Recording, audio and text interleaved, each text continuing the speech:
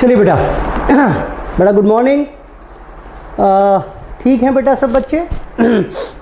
तो let's start again with the topic NBFC. बेटा कौन सा टॉपिक था हमारे पास? NBFC, non banking financial companies. क्या बताया इसके बारे में मैंने आपको? फटाफट से रिवाइज कर लेते हैं। पहले क्लास 1 में क्या क्या किया था आपको मैंने बताया NBFC is a company registered under the Companies Act and engaged in the business of finance, investment in shares, debentures, bonds, chit funds, hire purchase, lease and so on। तो एक वो कंपनी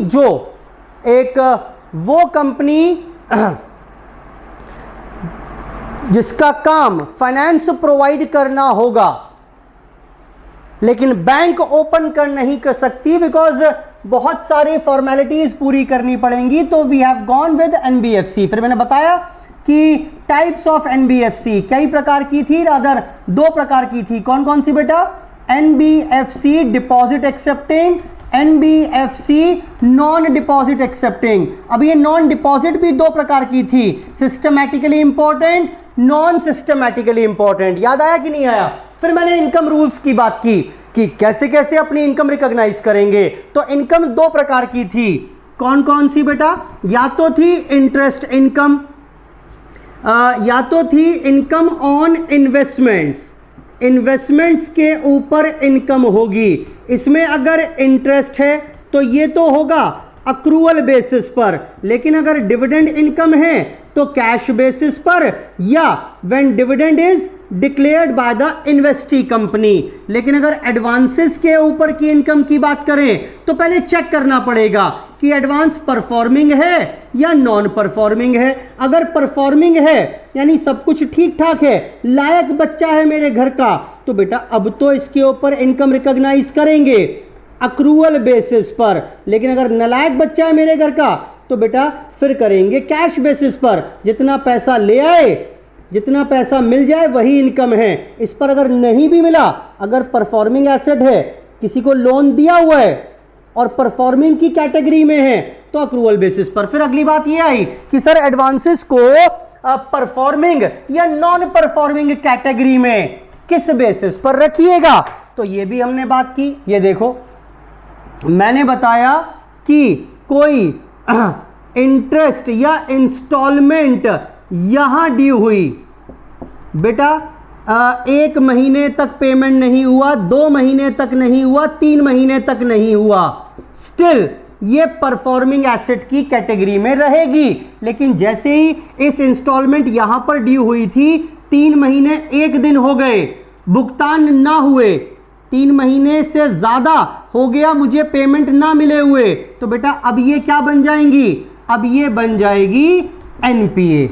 अब ये एडवांस बन जाएगा। ये advance जो loan था, ये लोन जो राम को दिया हुआ था, राम की किस्त यहां ड्यू हुई, अगले ने 3 महीने तक किस्त नहीं दी, कोई बात नहीं। राम का जो लोन है, वो जो राम को लोन दिया हुआ है, एडवांस दिया हुआ है, वो परफॉर्मिंग कैटेगरी में लायक है। क्या है बेटा? लो क्या है बेटा? क्या बताया मैंने बताया लायक। और बेटा जैसे ही 3 महीने 1 दिन हो गए, उसे मक्कारी करते करते अब वो क्या बन गया? अब वो बन गया नालायक। बेटा क्लियर है बात कि नहीं है? ठीक। और यही 3 महीने का जो समय है, ये जो समय है यहां पर, कुछ समय तक परफॉर्मिंग, कुछ नॉन परफॉर्मिंग। तो ये जो समय सीमा थी, ये समय सीमा कितनी है? ये लो, कुछ समय तक तो लायक रहेगा, इंस्टॉलमेंट नहीं दी, कुछ समय तक तो मैं लायक बोलता रहूंगा, उसके बाद नालायक। ये समय सीमा कितनी? बेटा क्या बताया था जरा बताना। ये टाइम पीरियड के बारे में, ये टाइम पीरियड है अप टू 3 मंथ्स या अप टू 6 मंथ्स। बेटा 3 मंथ्स किसके केस में था? एचपी और लीज के केस में। या फिर बेटा या एनबीएफसी डिपॉजिट एक्सेप्टिंग, या फिर NBFC non deposit accepting systematically important. लेकिन 6 महीने किसके लिए था? NBFC non deposit accepting non systematically important. इन्हें 6 महीने तक हम लायक ही बोलते रहेंगे। छोटे मोटे बच्चे हैं ना, गलतियां कर देते हैं, कोई बात नहीं, लेकिन अगर बड़े बच्चे हो तो ज्यादा जिम्मेदारी है, आपको हम ज्यादा गुंजाइश नहीं देंगे गलती करने की। यहां तक की चर्चा हम यहां पर लास्ट क्लास में कर चुके थे। अब सुनिए, कॉन्सेप्ट आता है provisions, provisions for doubtful deaths.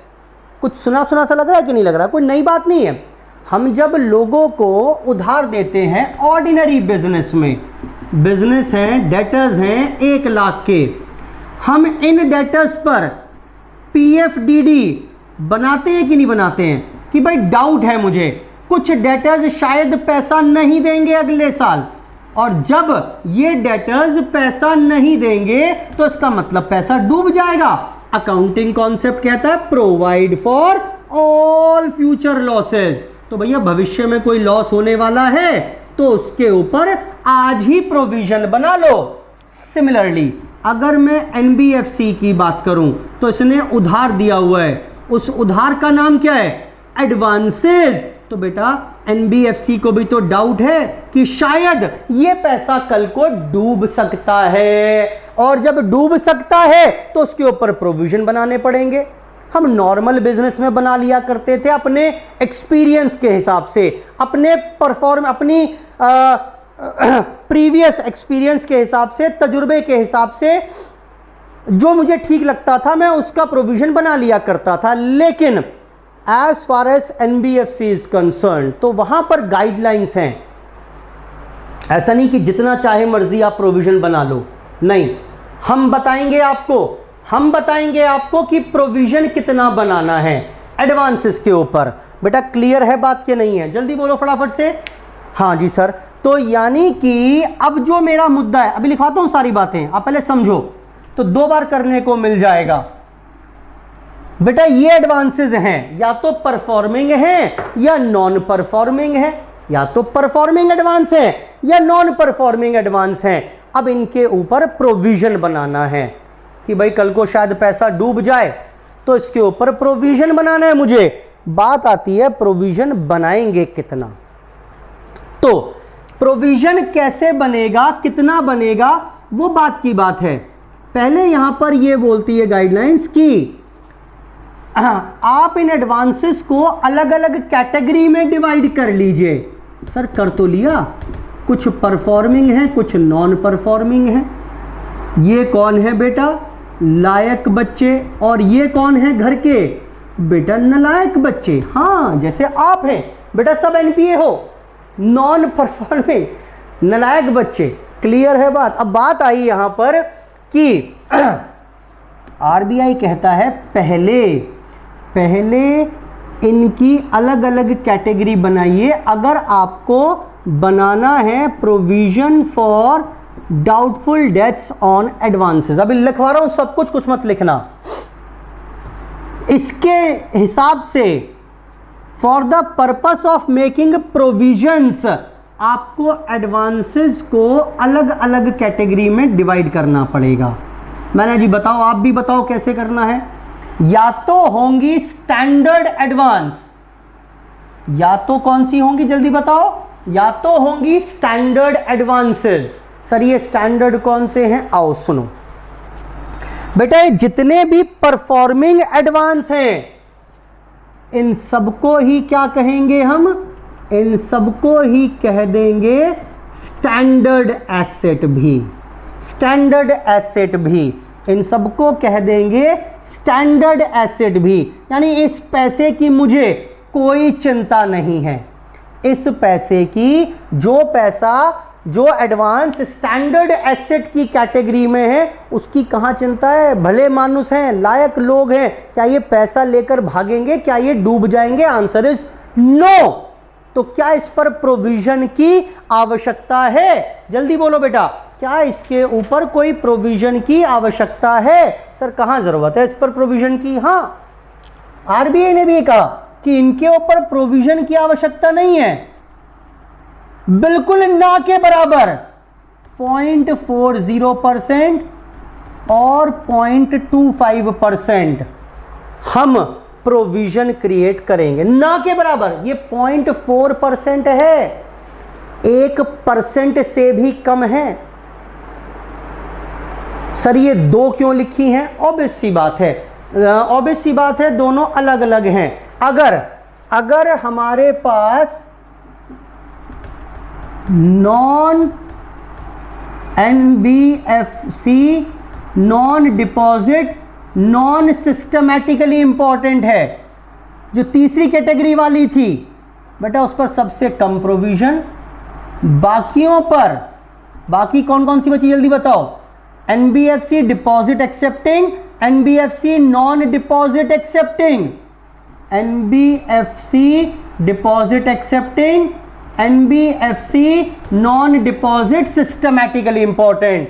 तो बेटा ना के बराबर है, सारी गाइडलाइंस हैं। पहले परसेंटेज कुछ और थी, आप अगर पास्ट ईयर के क्वेश्चंस देखोगे तो 0.4 की जगह 0.35 मिलेगा आपको, लेकिन जो लेटेस्ट है वो ये रेट्स हैं, 0.4% एंड 0.25%। बेटा क्लियर है? जितना भी एडवांस पड़ा होगा स्टैंडर्ड एसेट की कैटेगरी में, उसके ऊपर प्रोविजन बनाएंगे, या तो 0.4 या 0.5। ज्यादा सख्त डंडा किसके ऊपर है? ज्यादा स्ट्रिक्ट रूल्स किसके ऊपर हैं? जो बड़े लोग हैं। बड़े कौन? या तो डिपॉजिट एक्सेप्टिंग या non deposit accepting, systematically important. छोटे मोटे लोग हैं, अब ऐसे ही निपटा दो, 0.25%। ठीक, अच्छा अब सर ये जो नलायक हैं इनका तो बताओ। बेटा पहले ये बताओ कि ये जो नलायक हैं ये कितने नलायक हैं? हाँ बेटा, नलायकों की भी भिन्न भिन्न प्रकार की डिग्रियां हो सकती हैं। नलायकों की भी भिन्न भिन्न प्रकार की डिग्रियां हो सकती हैं। सर जैसे? बेटा जैसे ही बच्चा नलायक वाली स्टेज में, नलायकी वाली स्टेज में उसने कदम रखा, तो जानते हो वो बच्चा कहलाया जाएगा, जब तक वो लायक था क्या कहा आपने उसे? Standard asset. अब क्या कह देंगे उसे? कुछ दिन तक तो वो रहेगा सब स्टैंडर्ड एसेट, यानी बेटा थोड़ा नालायक। क्या कहा मैंने इसे? ये लो, थोड़ा नालायक। बेटा जब ये समय सीमा पार हो जाएगी, ये तो बात तय है, ओवर ड्यू 3 महीने से ज्यादा हो गया, नलायक तो है लेकिन अभी थोड़ा नलायक है, गुंजाइश है इससे, शायद कल को कुछ पैसा दे जाए, इससे उम्मीदें कायम हैं, शायद कल को कुछ कर निकले, कुछ कर गुजरे और फैमिली का भला हो जाए। अभी तो थोड़ा नालायक है, उम्मीदें बाकी हैं, उम्मीदों की किरण बाकी है। हाँ, लेकिन एक बार उसकी नालायकी की सीमा, बेटा ये नालायकी करता जा रहा है, ये सीमा भी इसने पार कर दी, पता नहीं सीमा कौन सी। तो बेटा अब इसके बाद क्या हो जाएंगी ये? अब इसके बाद हो जाएगा ये ज्यादा नालायक, यानी क्या नाम दिया मैंने इसे? अब मैंने नाम दिया बेटा इसे डाउटफुल एसेट्स। डाउटफुल एसेट्स, क्या नाम दिया बेटा? Doubtful assets. ये जितनी भी एनपीए हैं पहले कुछ समय तक तो ये स्टैंडर्ड एसेट रहेंगी, फिर उसके बाद बन जाएंगी डाउटफुल एसेट। क्या बन जाएंगी बेटा? उसके बाद बन जाएंगी ये डाउटफुल एसेट्स। और फिर कुछ समय बाद बेटा ये कौन से थे? ये थे ज्यादा नालायक। ज्यादा नालायक। बेटा नालायकी की भी पहली डिग्री पूरी कर दी। नालायक तो थे ही, 3 महीने से ज्यादा हो गया या 6 महीने से ज्यादा हो गया, इंस्टॉलमेंट ना दिए हुए, नालायक तो घोषित हो गए। अभी शुरू में थोड़े कम नालायक हैं, शुरू में थोड़े से कम नालायक हैं, उसके बाद ज्यादा नालायक हो गए। ज्यादा नालायक मतलब डाउटफुल एसेट्स की कैटेगरी में। एंड इसके बाद बेटा जब ये भी सीमा खत्म हो जाएगी, कैसे होगी पता नहीं अभी, अब ये बन जाएंगे क्या? Loss assets. लॉस एसेट्स मतलब बेटा हाँ महानालायक। ओ सर यही तो ढूंढ रहे थे हम, हमारा नाम कब आएगा? हमारा नाम लॉस एसेट्स। लॉस एसेट्स यानी सारी समय सीमा इन्होंने पार कर दी है।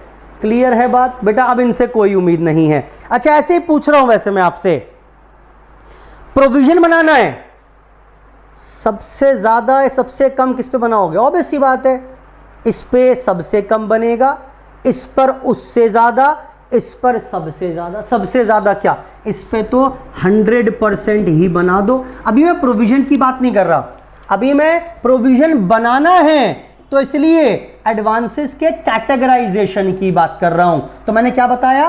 परफॉर्मिंग, अभी लिखवा रहा हूं सब, परफॉर्मिंग हमेशा स्टैंडर्ड होंगी।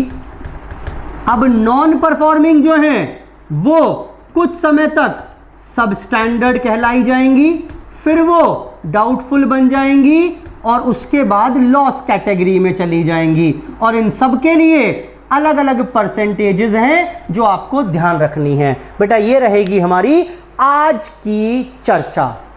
क्लियर है बात? डालो हेडिंग, अब डालो heading, provision for doubtful dates on advances. अब लिखने में मजे आएंगे बेटा, लिखो, डालो heading, provision for doubtful dates on advances. Provision for doubtful dates on advances. बेटा एडवांसेस के ऊपर प्रोविजन बनाना है तो इसके लिए क्या करना रहेगा? इसके लिए हमें एडवांसेस को पहले कैटेगराइजेशन करना है, कैटेगराइजेशन करना है। सुनिए, तो जो एडवांसेस हैं वो हो सकते हैं या तो पीए या एनपीए, और ये जो पीए हैं इन्हीं को क्या कह देंगे? इन्हीं को बोल देंगे स्टैंडर्ड एसेट भी। अभी तो एडवांसेस का कैटेगराइजेशन नया नाम दे रहे हैं क्योंकि वहां बोला हुआ उसने स्टैंडर्ड एसेट के लिए इतना परसेंट है, डाउटफुल के लिए इतना, लॉस के लिए इतना। तो पहले पता तो होना चाहिए कि स्टैंडर्ड किसे कहते हैं, डाउटफुल किसे, सब स्टैंडर्ड किसे और लॉस किसे।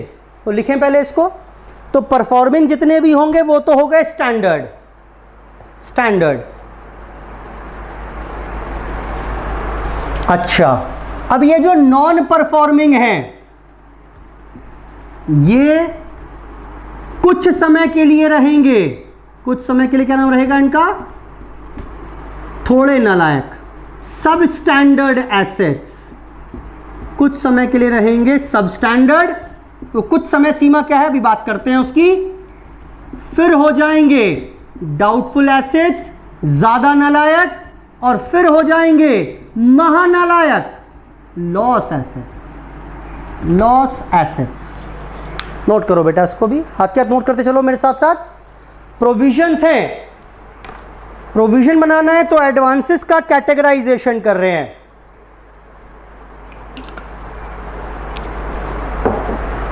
कुछ समय तक परफॉर्मिंग। अच्छा, परफॉर्मिंग कब तक रहेंगे? 3 महीने या 6 महीने? याद आ रहा है कि नहीं आ रहा है? 3 महीने किसमें था? हायर परचेज के केस में NBFC deposit accepting, NBFC deposit accepting systematically important. और 6 महीने किसके लिए था? NBFC non deposit non systematically important. जैसे ही 3 महीने से ज्यादा ड्यू हुई, instalment over due for more than 3 months, interest या इंस्टॉलमेंट ड्यू अगर पीरियड ओवर ड्यू का, छोड़ो लिख नहीं रहा मैं, 3 महीने से अधिक है, 3 महीना 1 दिन, तो एनपीए बन जाएगा। अब कुछ महीने तक वो सब स्टैंडर्ड रहेंगी। कितना महीने वो देखेंगे हम। सुनिए, अगर कोई एसेट एनपीए की कैटेगरी में 12 महीने तक पड़ी हुई है, अभी उसे एनपीए में आए हुए 12 महीने हुए हैं। सुनिए क्या बोल रहा हूं मैं। सब स्टैंडर्ड किसे कहेंगे? सब स्टैंडर्ड कहेंगे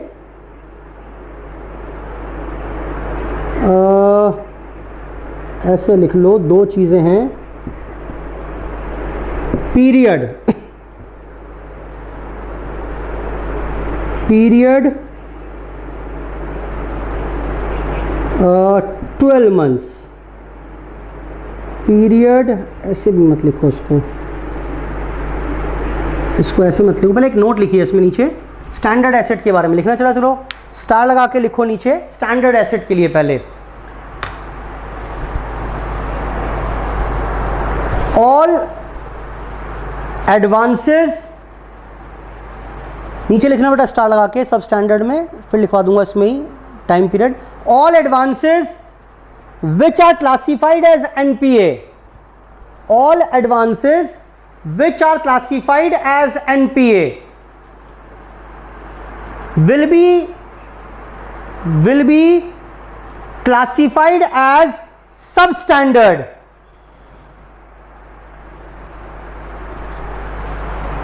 will be classified as substandard।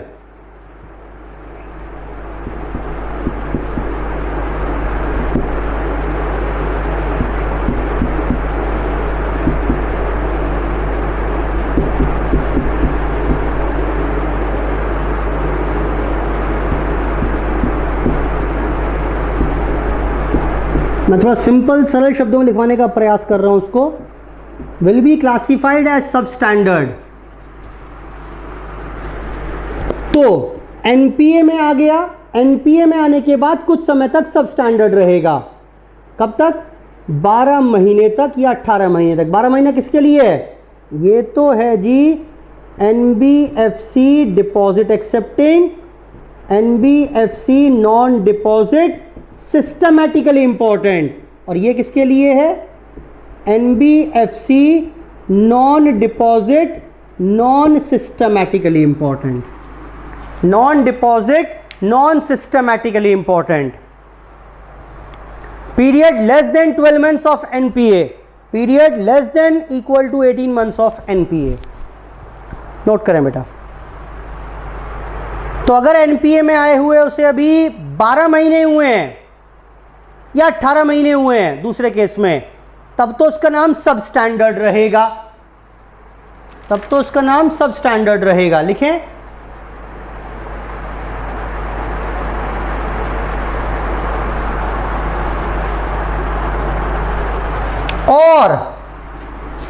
और अगर पीरियड एक्सीड कर जाएगा, देखिए इक्वल टू यहां लगा हुआ है, या पीरियड एक्सीड कर जाएगा 18 months का, ये किसके लिए है? NBFC deposit accepting, NBFC non deposit systematically important, और ये है NBFC non deposit non systematically important के लिए। तो ये डाउटफुल कैटेगरी में चला जाएगा। सर कब तक रहेगा? Up to infinity, up to infinity ये डाउटफुल कैटेगरी में ही रहेगा। अब इसका नाम डाउटफुल एसेट्स पड़ गया हमेशा के लिए। सर फिर लॉस महानालायक कब घोषित होंगे? हम बताता हूं बेटा, बड़ी चिंता है महानालायक घोषित होने की।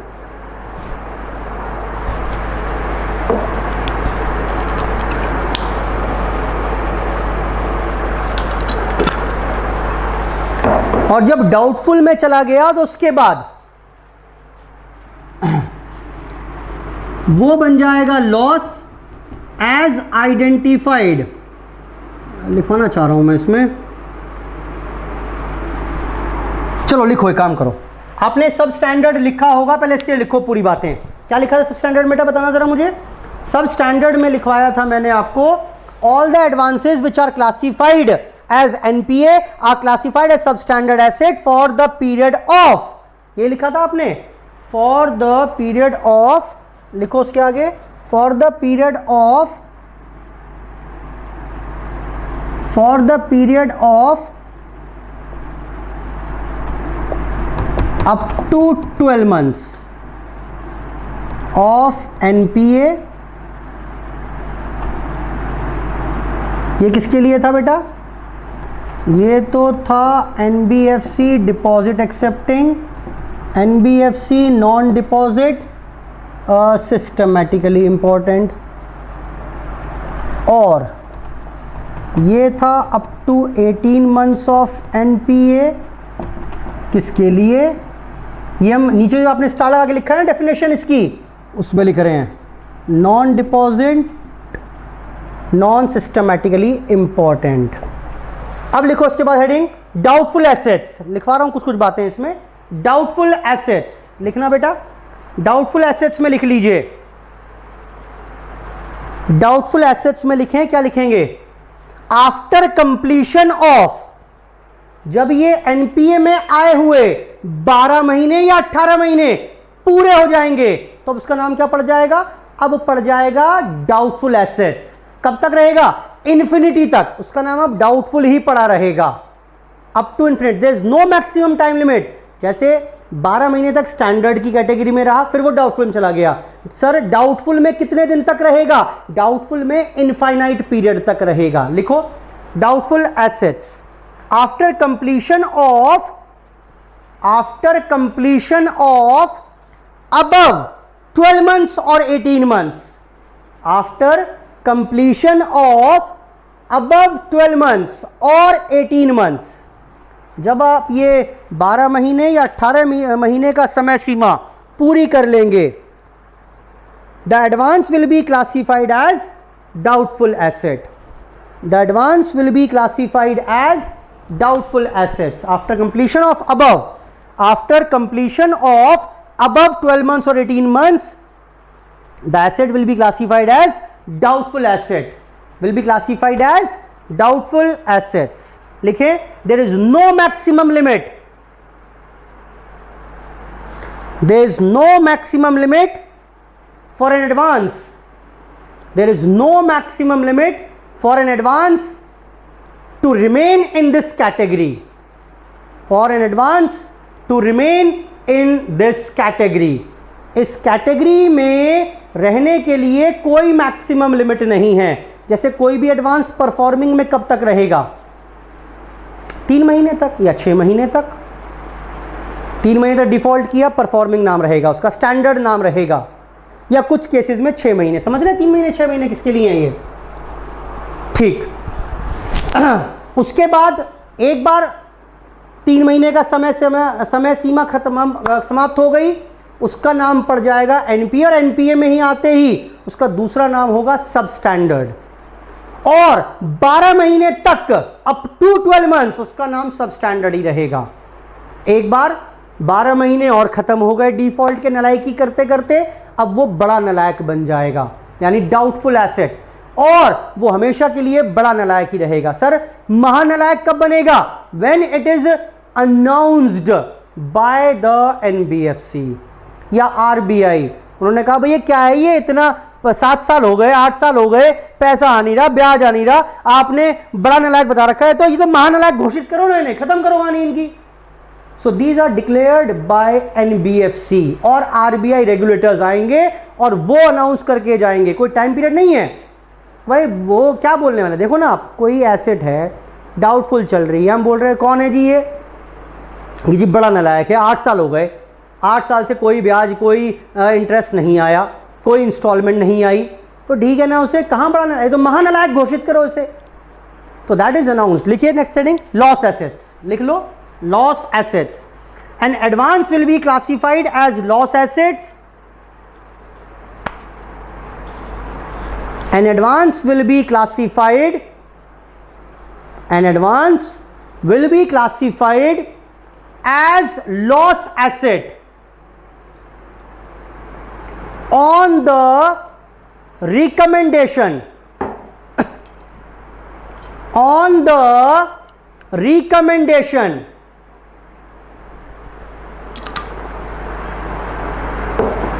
of NBFC, on the recommendation of NBFC. NBFC खुद गए कि जी थक गए हैं इसको डाउटफुल में डालते डालते, क्या इसे हमें बेहतर लगता है कि इसे लॉस कि पैसा कभी आएगा ही नहीं, घोषित कर देना चाहिए as recommendation by NBFC. RBI committee या आरबीआई आकर बोले भैया क्यों दिखा रखा है खामखा, इससे ना आने पैसे वैसे, अब खत्म करो इसे। और ऑडिटर्स ऑफ एनबीएफसी या एनबीएफसी के ऑडिटर्स बोले कि जी जायज नहीं है इसको, क्यों उम्मीद लगा कर बैठे हो, इनसे अब कोई पैसा नहीं आना, किस बात की उम्मीद लगा के बैठे हो उनसे? खत्म करो ना, लॉस एसेट्स घोषित कर दो, महानालायक घोषित कर दो। ठीक है बेटा, तो दोबारा देखिए मेरे साथ साथ आओ। अगर मैं टाइम स्केल पर समझाऊं इसको तो कुछ ऐसी सी ही तो बात हो गई। फिर देख लो एक बार समझने के लिए। अभी तक प्रोविजन पर नहीं आए हम कि कितना कितना प्रोविजन बनाना है, कैटेगराइजेशन कर रहे हैं। कुछ समय तक तो रहेंगी ये परफॉर्मिंग या स्टैंडर्ड एसेट, परफॉर्मिंग कह लो या स्टैंडर्ड एसेट। परफॉर्मिंग, इस समय कौन सा है ये? कैन बी 3 months और 6 months, अप टू 3 months और 6 months हैं। अप टू, ये वर्ड इंपॉर्टेंट है, वो 3 महीना ही पूछेगा आपसे, आप कंफ्यूज हो जाओगे 3 महीने यहां पर आएंगे कि यहां पर आएंगे। इसके बाद हो गया एनपीए। अब एनपीए में भी कुछ समय तक, एनपीए में भी शुरू के कुछ समय तक क्या रहेगा? ये सब स्टैंडर्ड एसेट। कितने दिन तक रहेंगी सब स्टैंडर्ड? अप टू 12 महीने या 18 महीने। जब ये 12 महीने या 18 महीने का समय समाप्त हो जाएगा तो इसके बाद इन्हें क्या घोषित कर दिया जाएगा? अब इन्हें घोषित कर दिया जाएगा डाउटफुल एसेट्स। कितने समय के लिए? Up to infinity. अब ये डाउटफुल ही रहेंगे, लेकिन हाँ फिर क्या हुआ इस दौरान? कोई आरबीआई के कमिटी आई या ऑडिटर्स या रिकमेंडेशन दी एनबीएफसी ने, तो उसके बाद now these will be declared as the loss assets.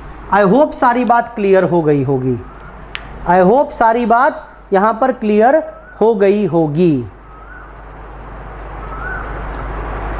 अब लिखेंगे रेट्स बेटा। इनके लिए क्या क्या रेट्स रहेंगे, किस किस रेट पर अगर कोई एडवांस इस कैटेगरी में है तो कितना परसेंटेज, इस कैटेगरी में है तो कितना, इसमें है तो कितना। साफ दिख रहा है इस पर तो 100%। इस पर मैं बता चुका हूं 0.40% या 0.25%। सब स्टैंडर्ड पर रहेगा 10%।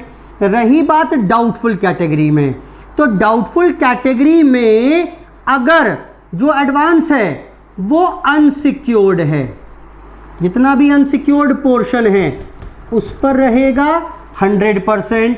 लेकिन अगर सिक्योर्ड पोर्शन है, सर सिक्योर्ड पोर्शन का मतलब क्या हुआ? समझो एडवांस था 20 लाख का, हमारे पास 12 लाख की तो एसेट पड़ी हुई है, तो 8 लाख का तो अनसिक्योर्ड पोर्शन हो गया, बना दो 100%। और जो सिक्योर्ड पोर्शन है उस पर कितना बनेगा? डिपेंड करता है इस बात के ऊपर कि इस कैटेगरी में आए हुए कितना समय हुआ है। अगर डाउटफुल है अप टू 1 ईयर तो बनेगा 20%, 1 to 3 year 30%, above 3 years 50%, above 3 years 50%। बेटा जरा बताना समझ में आया कि नहीं आया? भाई डाउटफुल, अगर एडवांस डाउटफुल कैटेगरी में चला गया तो जो अनसिक्योर्ड पोर्शन है उसका 100%, जो सिक्योर्ड पोर्शन है उस पर परसेंटेज कितनी, वो इस बात पर निर्भर करेगा कि डाउटफुल में आए हुए कितना टाइम हुआ है। अगर 1 ही साल हुआ है, 1 साल तक हुआ है 20%, 1 से ज्यादा और 3 तक हुआ है 30%, 3 से अधिक है तो 50% प्रोविजन बनेगा। So these are the percentages. फटाफट से नोट कर लीजिए। ये है हमारा अब फाइनल चार्ट, ये है हमारा फाइनल चार्ट बेटा। ये है फाइनल चार्ट हमारा। इसमें भी लिख लो 40% किसके लिए था? NBFC deposit, NBFC non deposit लेकिन systematically important, NBFC non deposit, non systematically important. करिए बेटा नोट, फटाफट से नोट कर डालो।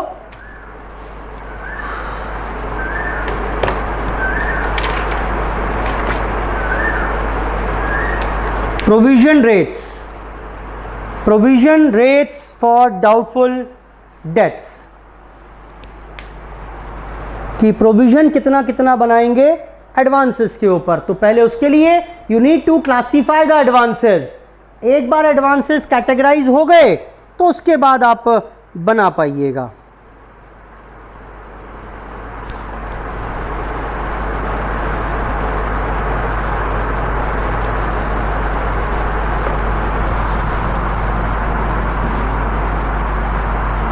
समझिएगा एग्जाम्पल, सीए फाइनल का ही एग्जाम्पल है, बहुत ज़्यादा क्वेश्चंस आए हुए हैं इसके ऊपर। ये परसेंटेजेस आपको सारी ध्यान रखनी है, बहुत ज़्यादा क्वेश्चंस एग्जाम में, सीए फाइनल में और सीए इंटर में भी जो क्वेश्चंस आए हैं वो इसी टॉपिक से आए हुए हैं। मोस्ट सुपर इंपॉर्टेंट टॉपिक है बेटा ये लो लिख डाला मैंने, सुपर इंपॉर्टेंट टॉपिक। लो जी लिखो एक एग्जाम्पल, बस ये हमारी चर्चा रहेगी आज की। एग्जाम्पल लिखिए, लिखिए बेटा एग्जाम्पल एक, calculate the amount of provisions to be made. Calculate the amount of provision for a NBFC।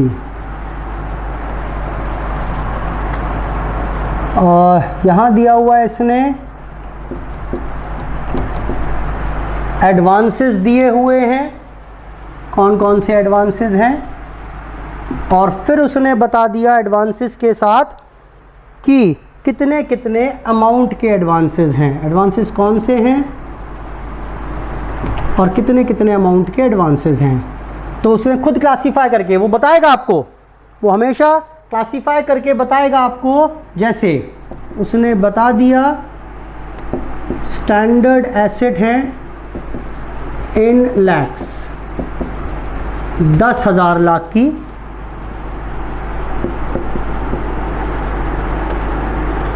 सब स्टैंडर्ड एसेट हैं 1,000 लाख की, डाउटफुल एसेट्स हैं, इसमें बताया इसने सिक्योर्ड पोर्शन। ये एग्जाम का ही क्वेश्चन मानिए आप, 20 up to 1 year 20 secured portion है। डाउटफुल एसेट्स जो हैं उसमें जो सिक्योर्ड पोर्शन है उसमें 1 साल तक, उसके बाद बोला उसने 1 to 3 ईयर्स तक 25 लाख के एडवांसेस पड़े हुए हैं, और अबव 3 ईयर्स में 10 लाख के एडवांसेस हैं। अनसिक्योर्ड पोर्शन है बेटा 32 लैक्स का, और उसके बाद कुछ एसेट्स एडवांसेस ऐसे थे which are identified as loss assets by NBFC या ऑडिटर्स ऑफ NBFC या RBI कमेटी ने लॉस एसेट्स घोषित कर दिया 22 लाख। तो what is the amount of provision to be made by NBFC, ये सब करके देगा आपको एग्जाम में इतना काम। तो ऑल्दो आपको पता होना चाहिए इन सब का मतलब कि ये स्टैंडर्ड कैसे आया होगा, कभी ऑल्दो एग्जाम में पूछेगा नहीं आपसे, लेकिन स्टिल स्टैंडर्ड कैसे, कोई एडवांस स्टैंडर्ड एसेट की कैटेगरी में कब पहुंचा होगा, कब तक रहा होगा, कब ये यहां से निकलकर यहां पहुंच गया, कितने समय बाद ये इस कैटेगरी में आया, और कब ये फाइनली लॉस में चला गया, बताइए। तो बेटा जरा बताना, आप आंसर कर रहे हैं परसेंटेज, कितनी परसेंटेज अप्लाई करेंगे बेटा स्टैंडर्ड पे, बताओ कितनी। सर प्रॉब्लम हो गई सर, 0.4 या 0.25। बेटा चेक करो क्वेश्चन में NBFC कौन सी है, क्या वो डिपॉजिट एक्सेप्टिंग है, नॉन डिपॉजिट सिस्टमैटिकली इंपॉर्टेंट है, या non deposit non systematically important है, ऐसा कुछ नहीं पता। तो बेटा दोनों तरीके से काम कर दो। सर दोनों तरीके से मतलब? बेटा ये लो, एक काम करो आप ना, दोनों तरीके से काम करके बताओ। पहले NBFC डिपॉजिट एक्सेप्टिंग और NBFC non deposit systematically important के लिए बताओ परसेंटेज कौन सी और कितना अमाउंट बनेगा, और फिर यही काम करके बताओ। बेटा किसके लिए करके बताओगे, जल्दी बताइए। फिर यही काम करके बताएंगे NBFC non deposit non systematically important, इनके लिए परसेंटेज कितनी है और कितना अमाउंट बनेगा। तो to be on the safer side मैं तो सब कुछ करके दिखा दूंगा। बताना स्टैंडर्ड एसेट के लिए कितना परसेंटेज। बेटा NBFC बोलो स्ट्रिक्ट है 0.4, सब स्टैंडर्ड के लिए कितना 10%,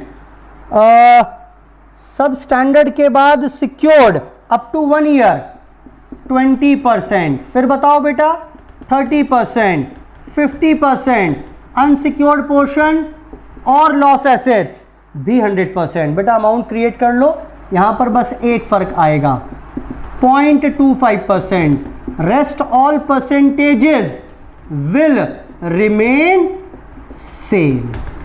लो बेटा लो, खत्म बात। ये तो एडवांसेस की बात हो गई। अब ऐसे ही बेटा प्रोविजन बनाना पड़ेगा HP के ऊपर भी। आपने एसेट्स दी हुई है HP बेसिस पर, तो उसके ऊपर भी आपको प्रोविजन बनाना पड़ेगा, और उसकी गाइडलाइंस क्या हैं वो हम कवर करेंगे इन द नेक्स्ट क्लास। ठीक है बेटा, फटाफट से इस एग्जाम्पल को नोट कर लो, कैलकुलेशंस कर लीजिएगा, और कोई टेक्निकल पार्ट इसमें नहीं है। फिर समझ लो एक बार मैंने क्या कहा, जितनी भी एसेट्स हैं परफॉर्मिंग वो सारी की सारी हो जाएंगी स्टैंडर्ड। 3 महीने तक किस्त नहीं देगा, परफॉर्मिंग रहेगा, उसके बाद बन जाएंगी NPA। लेकिन ये NPA में 12 या 18 महीने तक के समय तक इसका नाम डाउटफुल, सबस्टैंडर्ड, और देर आफ्टर उसका नाम डाउटफुल। और once it is identified by the auditors or by the RBI committee, तो इसे हम लॉस एसेट्स डिक्लेयर कर देंगे। अब डाउटफुल में पड़े हुए भी कितना टाइम हो गया, इससे परसेंटेजेस तय होंगी। बेटा ठीक है, इतनी बात जल्दी बोलो झटपट से। ठीक है, चलिए इतना करेंगे, आज की चर्चा यहीं पर समाप्त। ठीक है बेटा, बाय बाय करें। चलो ठीक है, बाय बाय। कंप्लीट कर लेना इसको, ठीक है।